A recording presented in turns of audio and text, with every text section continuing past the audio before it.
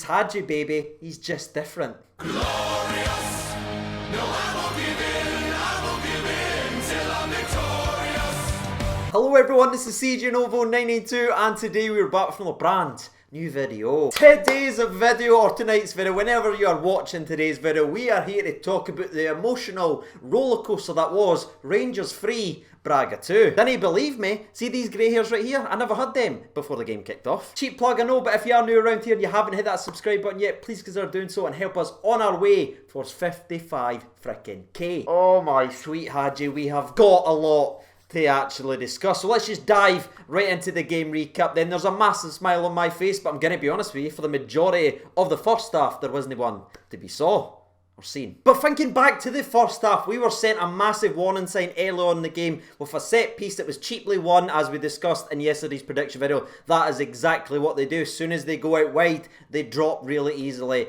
and they play for these cheap fouls, and they nearly punished us right away. Fantastic delivery, and it's a free header, and then the save by McGregor is brilliant, but you then need to look at the rebound, right? We talk about VAR, play to the whistle, we've heard it on the press conference, but what's freer players, including Connor Goldson, doing when they got that header? Standing up, not even moving, because they're holding their hand up, wanting an offside. That right there nearly cost us a goal as the boy headed it wide for about a yard. So my arse already wasn't at him, lads, and we were about 7 minutes into the game. But it wasn't just Braga that had an early opportunity in this game. No. Rangers actually had one themselves after a fantastic forward pass by Scotty Arfield. He was the only one out the midfield three willing to hit the ball forward, and he absolutely hits a beautiful pass in that sets Morelos off down the channel. He's got Kent there for the tramp. He tries to get it. Kent throws himself at it, but it skips off the surface and unfortunately goes over Kent's sliding attempt.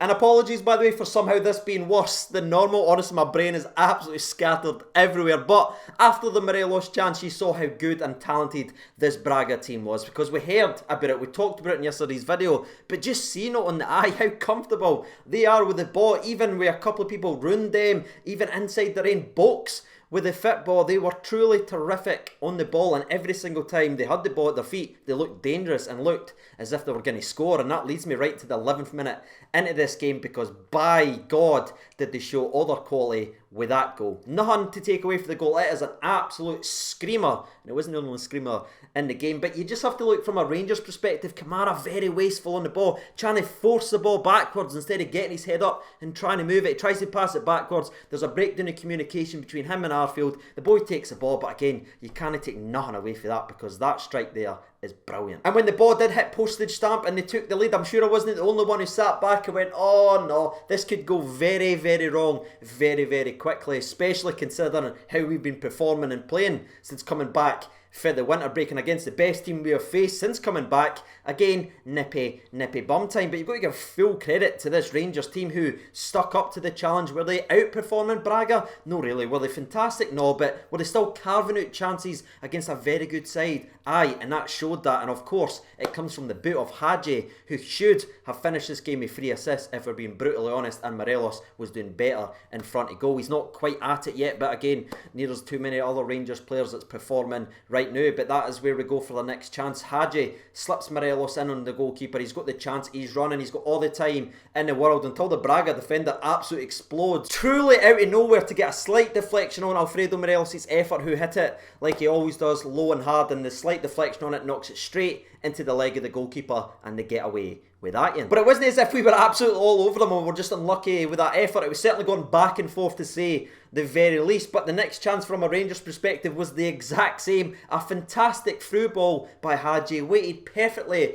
to Alfredo Morelos, who is left of the box. Like, it's not a clear sight on goal, but he opens his body up as if he's going to curl it right to the right hand side to try and trick the goalkeeper, but the goalkeeper doesn't buy it. He knows, he's probably looked at a lot of Alfredo Morelos' finishes, knows he likes to just blast it low and hard. The goalkeeper stands his ground and he paws it away as well. But if 2 chances in on the goalkeeper to equalise in a massive European game wasn't bad enough for the old grey hairs of the Rangers support, we then had another carbon copy of Ryan Kent in the middle, Morelos out wide to try and catch him with a pass, but this one is cleared away by the defender. So you go to half time 1-0 down, you're thinking, right, we're probably a wee bit lucky to only be 1-0 down, but by God have we missed some clear-cut opportunities. And speaking of clear-cut opportunities, Kamara started the second half the way he played throughout the entire first half, and that was unfortunately completely off the boil and behind absolutely everyone. It looked like he was lagging, honestly. He just seemed completely separate of all the other Rangers players. It's really unfortunate, especially on a big stage like that. Kamara struggled so massively, but again, the clear-cut opportunity he created was trying to header it back within the first 60 seconds of the second half, when probably he shouldn't have come out for the second half, if we're being brutally honest. That's how bad he was. But he tries to header back to McGregor. It's never ever getting there. It puts the Braga centre forward through on goal. Now he almost looked scared of being one-on-one with Alan McGregor, because he kind of hesitates, then he runs too heavy and he just knocks the ball easily into the hands of Alan McGregor. It was very, very similar to Sam Cosgrove versus Alan McGregor a couple of weeks ago. McGregor just gets in the head of the striker, makes him overcommit with the ball, and Shagger runs up and just catches it nicely. But shortly after, another high-profile mistake from Glenn Kamara in this game of football. He was actually substituted off for Joe Aribo, who I've got to give a lot of credit to this man up here, because he tweeted this out before the man came on saying it'd be a perfect game for Joe Aribo, and by God, was the man right. But we aren't quite there for the old highs of this Rangers performance now. We've got more lows to talk about. And the second goal from Braga really, really annoys me, because they've got VAR, they've got this,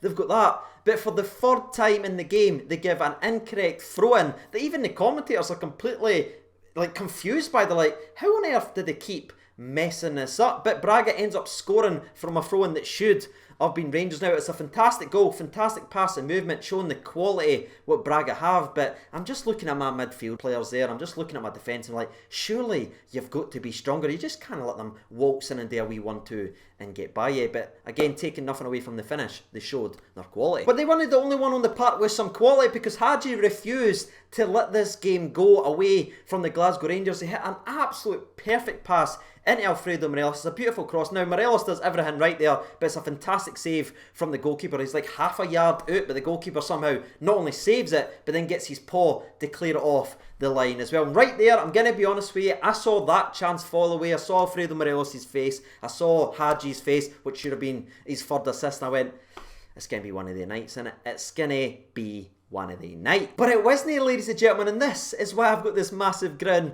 on my face, because Hagi just simply refused to let that happen. He gets a fantastic pass into him, a great first touch. Because he is so two-footed, we've spoken about in his player profile, it just confuses his defender, because they didn't ken if he's gone outside or if they're going inside, and he uses that to his advantage. His stronger foot is his right foot, but he cuts in on his left and buries one right in the bottom basket. I don't even care if that's a phrase, but it's literally perfectly placed down to the bottom right. And I'll tell you something right now, I'm not getting carried away or anything like that, but I genuinely think this guy is simply incredible. Not only has he got the talent, he's got the heart as well. A 21-year-old, we saw it at Hibs, we saw it in this game especially, when all the odds and all the pressure and things didn't look like it's gone right, he's willing to step up and he's willing to be that guy at 21 years old. How lucky are we to have a loan with an option to buy? And you saw his reaction, trying to get the crowd up, trying to get his players up, and he is a 21-year-old laddie screaming at the Rangers players to bring more. And this is where the game gets absolutely bonkers, because we take Ryan Kent off, we bring Kimberry on, and once again the laddie just adds something to Rangers. Not only is he a physical threat, but he's good on the ball, he's good at link-up play, and he just makes Rangers tick. I've seen it in back-to-back games now. None of this two number 10s nonsense running in and out and in and out. We play with one number 10 by the name of Hagi, we play two with strikers, and you see the havoc we are creating. But it's always been a Rangers fan, it's never that easy. You have to hit the low before you get the high, and you see it 2-1, we're back into the game, the crowd wears, the players are all up for it. BB gets injured, who has been simply incredible for us all season long, and you think, aye, cool. And then you see Greg Stewart come on the park, and that's no disrespect to Greggy Stewart, you know, I rate the guy, but you're looking about saying, right then Rangers, we're against a very good side here, who's a left back, and you see Joe Aribo going back there, and you're like, that's ballsy. But not only did Joe Aribo play fantastically well at left back, he showed he was the best left back in the world, because he goes and scores one of the goals of the tournament, and I honestly think it's going to be goal of the tournament, because he beats not one, not two, not three, not four, not five, but 6 players on his way to bringing Rangers back into this game. Fantastic goal, and it just sums up Aribo at left back scores a worldie gone by 6 people.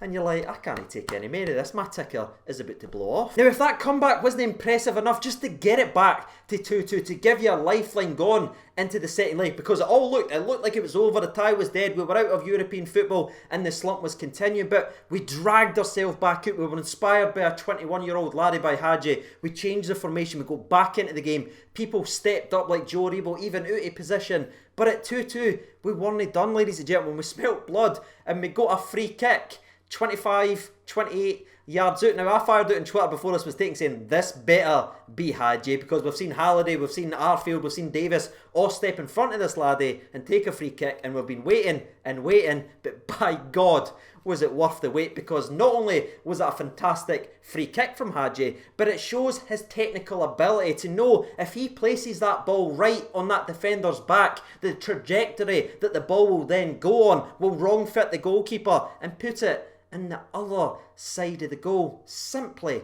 world class from Hagi, and I'll tell you something, he meant it. Now it's 3-2, there's pandemonium absolutely everywhere, you can feel the ground shaking where you're standing, but it wasn't done there, ladies and gentlemen. I need to give a special shout out, because I think this challenge and this moment right here is being forgotten about, because rightly so, some great, fantastic goals scored, but Connor Goldson, who wasn't great in the game of football, gave the ball away quite a lot, but stepped up in the 84th minute, a minute or two after we took the lead in the game, with a goal-saving challenge and keeping us in the tie. It's a simply fantastic challenge for Connor Goldson, and that is why he's in the team, because when he's good, he's absolutely fantastic, and that challenge right there shouldn't be forgotten about, because it made sure we won this game. But that's me all done and dusty with the game recap. Sorry if I'm missing a massive thing from the game. My mind is absolutely pickled. I'm exhausted, I'm tired, I'm sore in the old arse cheeks region, especially when there was 4 minutes added on,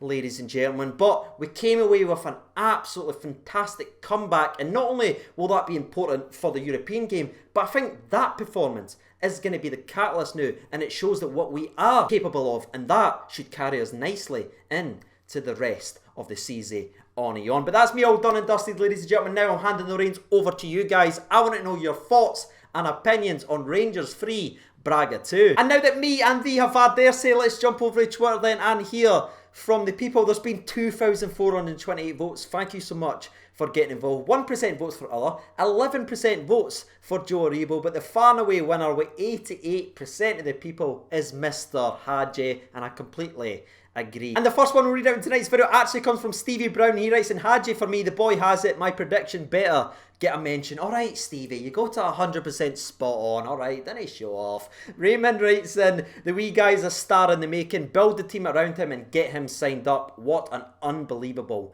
comeback. Gary Stephen writes in, Hagi for me, but special mention to Kamberi and Aribo. Only way to describe that game, it's the worst 65 minutes of football I've ever witnessed, followed by the best 25 minutes I think I've seen us play in a very long time. Hagi double to win it with his old man watching is something special. It just gets you in there. Hagi Loyal writes in, read the username, Hagi Loyal. I love you guys, honestly. Andrew Bluebells writes in, played very poor, then the young team stepped up to the plate. Hagi crafted some magic, but Joe Rebo's goal was world class, and it is world class. Dean Connolly writes in, first half absolutely spineless, second half Aribo and Kamberi changed the game, and Hagi with 2 beautiful goals on his European start. What a game changer he was. So annoyed but proud of the boys, need to show up in Braga. And the last one read it in tonight's video comes from Jamie McCallum, and he writes in, Hagi 100 effing%. So there it is, ladies and gentlemen, boys and girls. You've heard from the people, you've heard from myself. If you haven't done so already, you know what to do by now. And as always, I've been Siege92. Thank you so much for watching, and bye.